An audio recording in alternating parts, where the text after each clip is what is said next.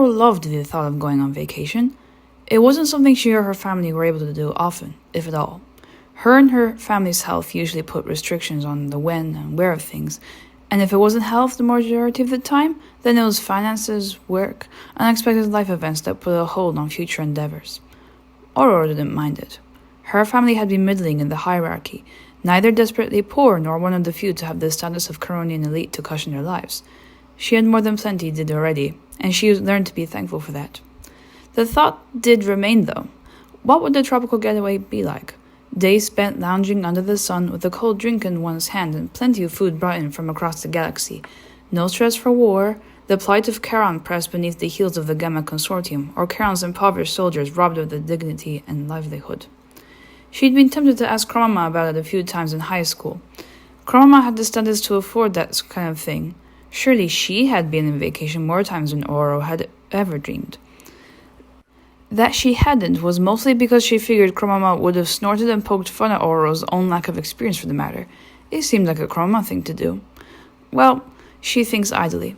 She was certainly getting to have the experience of a vacation now, however roundabout it was she got there. Aurora sighs and wiggles a foot through the foam of ocean water, watching the waves roll gently across the sand, forward to shore and then back into itself in a repetitive motion that sighs in her ears. She sits as primly as the sand will allow her, feeling of it in her hands. Warm and soft she thinks, like silk, gliding through her fingers with each pass. Clean, without any sign of debris or trash. It's a marvel.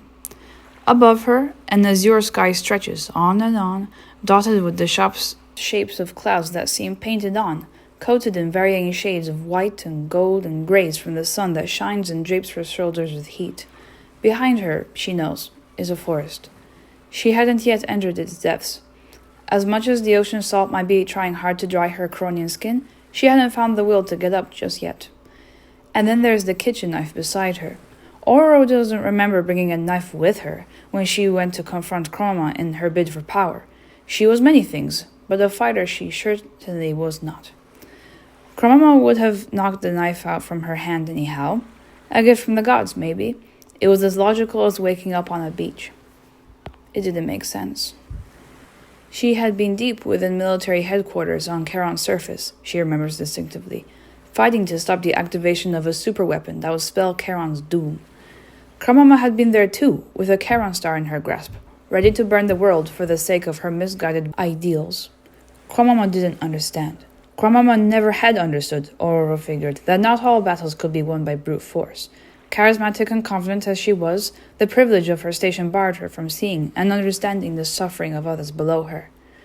Charon hadn't needed another war. Even if the Gamma Consortium were in the wrong for their sanctions, doing something so insane as to blow them up would only have made things worse. Aurora had tried to stop it. With all her heart and voice she tried, begging and cajoling. She was no fighter, but anyone would listen if the right words only reached them. Chromama hadn't listened. And then Aurora found herself here. She looks out, past the water at her feet and to the ocean glittering on the horizon. Blue, crystalline, beautiful, and far more peaceful than Aurora herself has felt in weeks. Chromama is probably still out there, causing havoc. Maybe the war has already started and Aurora was just here, unaware, living in blissful ignorance. Or maybe Aurora was just dead and none of this matters. Although she does that, Aurora isn't sure she minds being here either way. It's nice, not needing to worry. Eventually, though, as the sun begins to make its way towards the horizon and the sky begins to shift from sapphire to gold, Aurora knows she needs to get up. Her stomach gnaws at her, and her mouth feels dry without fresh water sustaining her. She didn't know where she was. She also didn't know how she got here, and if she wished to go home, she would need to get up. Find some food and water, a place to sleep. It shouldn't be difficult. A jungle, a landmass like this, it would be teeming with food sources of all kinds. A vacation indeed, Aurora mutters as she stands, taking the knife where she had lain at her side. And she sets off. The jungle is lovely, is what Aurora thinks. She's never seen anything like it. The trees grow wild here. They stretch high up towards the heavens and sprawl out with their many branches, interconnected and entangling into a tapestry of verdant emerald and jade. Leaves wider than her head sprout from mossy trunks. Vines sprawl from the canopy's great boughs to graze the forest floor, carpeted in lichen and the soil, soft with dew. Water runs throughout, streams that branch and reconnect like an intricate nervous system, cascading about her feet and their various paths through the jungle's depths to some forbidden destination deep within. It fills her ears pleasantly with a gentle burbling sound, and Aurora doesn't resist the temptation to cup her hands and drink out of the bounty. Plants grow amidst the rivulets, ones that couldn't sustain life otherwise from the sunlight barred from the entry above. She recognizes several of them from her collection of books and studies and plucks them out from the ground for later roasting when she has the means. Animals lived here as well, among the reeds and the roots and the branches. Four-legged things that hopped from one branch to another, crawled into the canopy depths above, and came back down far from her periphery. Smaller creatures dodged their way through the shadows of the forest floor, just barely out of sight, unable to be accurately gleaned, and Oro entertained herself with watching their movements. She would have taken notes had she the means. It's lush, she thinks, lush, full of life. Wherever she had landed had not wanted for nutrient-rich minerals and resources with which to grow as it had. Even if it were warmer than Oro preferred, she found she truly didn't mind it all that much. But beauty and color didn't stop her stomach from growling, nor her feet from aching the further she had to trek. Her clothes stuck to her in the most unpleasant of ways, and that was to say little of her hair glued to her face. And unlike most of Charon's armies, Oro wasn't one who had much stamina to keep up with long-term trekking.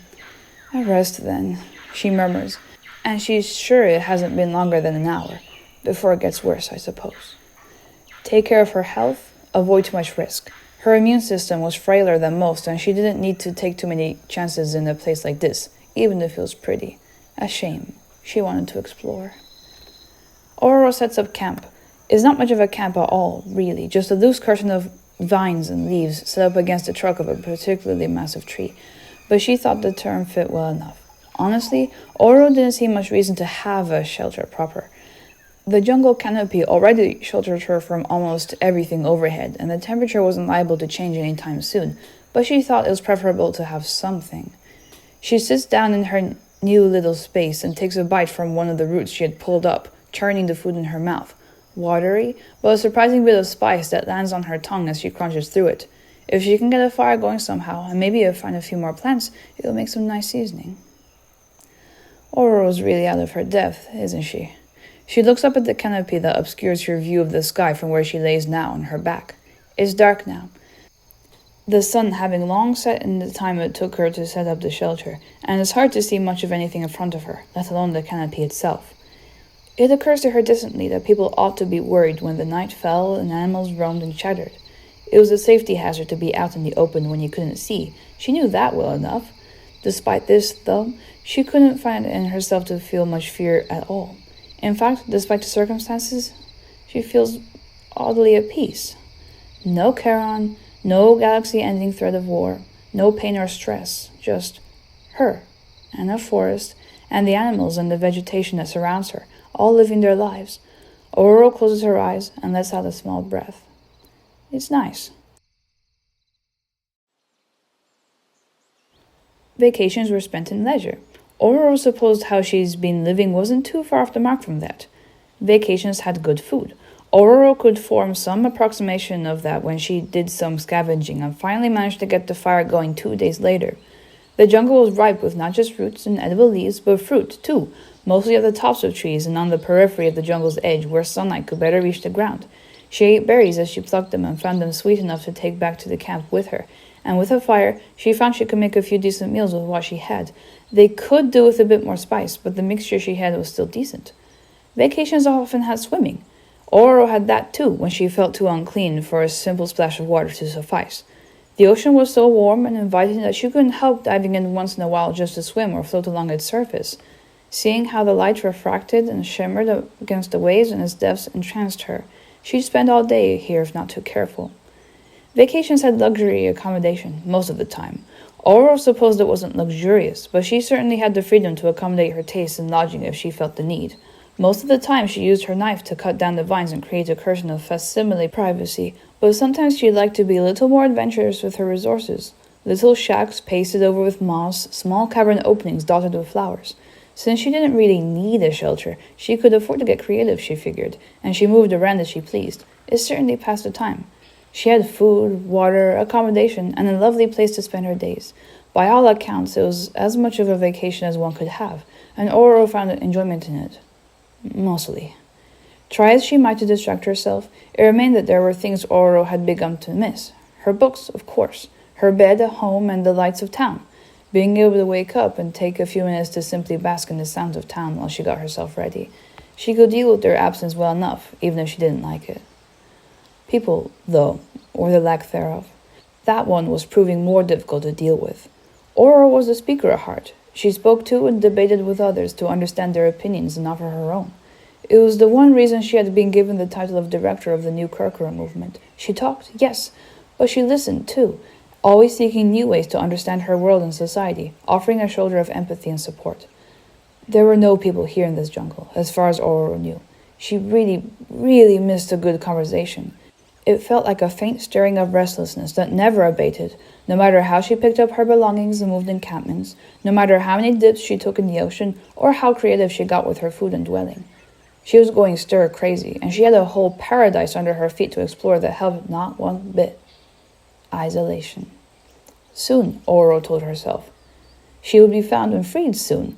Caronian technology was a marvel, even with the limitations placed on it by the consortium. It wouldn't be difficult to find her, she was sure, and when they did, she would have plenty to tell them. She just needed to hold out. How funny, then, that coincidence seems to happen at the oddest of times. She needed a swim that day, something to clear her head and clean her up. By all accounts, it shouldn't be any different from the day before this, and before that, and so on. The beach never looked any different. Only, how funny was it then, that she grouses herself to her mind for want of companionship and decent conversation, and finds a Coronian with their back turned towards her, right smack dab in the middle of the beach. Ororo doesn't believe it at first, thinks it's a mirage, and she's finally gone crazy. She blinks twice, 3 times to dispel the illusion, and yet it remains. A Coronian with black hair soiled by sand and dirt and leaves, holding a sword that looks terribly familiar. A Coronian that speaks to themselves, gobsmacked in belief, and the tone and tenor is terribly familiar. I'm on an island? Kromama? The Coronian twists violently in a whirl of hair, and Ororo watches as the sword in their grip swings to point at her with a whistle faster than Ororo's eyes can track. Eyes the color of blood glare at her from feet away, an elegant mouth turned to bare teeth ready to snap at her in defense, and it occurs to her distantly that she ought to be afraid. Ororo watches as Kromama glares at her, a second, twice more, and then, as reality sets in and the adrenaline eases, softens her stance when it registers just who she's looking at. Ororo? What irony the higher powers had to have.